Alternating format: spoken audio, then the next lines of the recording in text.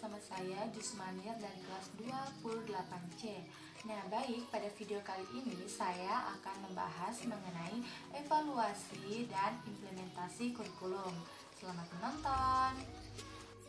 Nah, baik, yang pertama yang saya akan bahas yaitu evaluasi kurikulum. Nah, apa sih itu evaluasi kurikulum? Evaluasi kurikulum adalah suatu proses yang sistematis untuk mengumpulkan informasi guna memutuskan nilai atau harga suatu kualitas kurikulum maupun program pendidikan untuk perubahan peserta didik. Selanjutnya, saya akan membahas mengenai komponen-komponen evaluasi kurikulum. Apa saja sih komponen-komponen dari evaluasi kurikulum? Nah, yang pertama yaitu pengembangan ide kurikulum. Yang kedua, pengembangan kurikulum sebagai dokumen. Yang ketiga, pengembangan silabus. Yang keempat, pengembangan proses. Dan yang terakhir itu yaitu hasil belajar. Selanjutnya yang saya akan bahas yaitu tujuan evaluasi kurikulum. Dalam melakukan evaluasi kurikulum, hal yang penting harus dilakukan yaitu mengetahui tujuan evaluasi kurikulum itu sendiri. Nah, tujuan evaluasi kurikulum itu berbeda-beda, tergantung dari konsep atau pengertian evaluasi itu dari seseorang yang menganggap evaluasi itu apa.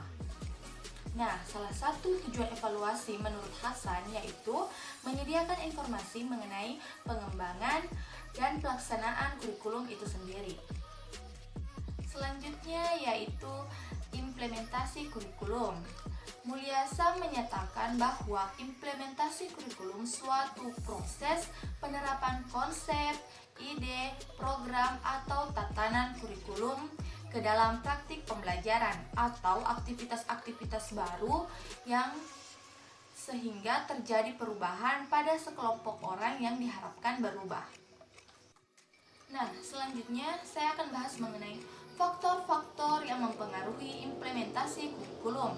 Nah, yang saya ketahui di sini ada 3. Yang pertama yaitu karakteristik kurikulum yang mencangkup ruang lingkup ide baru. Nah, yang kedua yaitu strategi implementasi kurikulum itu sendiri. Yang ketiga yaitu karakteristik pengguna kurikulum. Nah, selanjutnya saya akan membahas mengenai tahapan-tahapan rancangan implementasi kurikulum.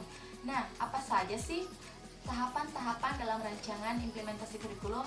Yang pertama yaitu studi program baru.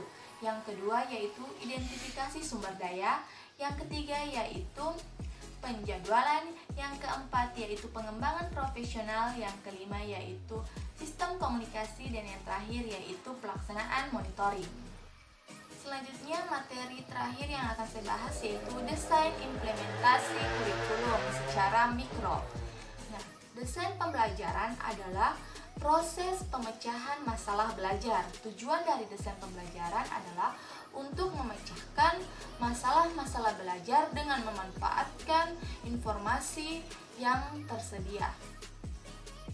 Nah, itulah materi mengenai evaluasi dan implementasi kurikulum yang sempat Jusmanir sampaikan.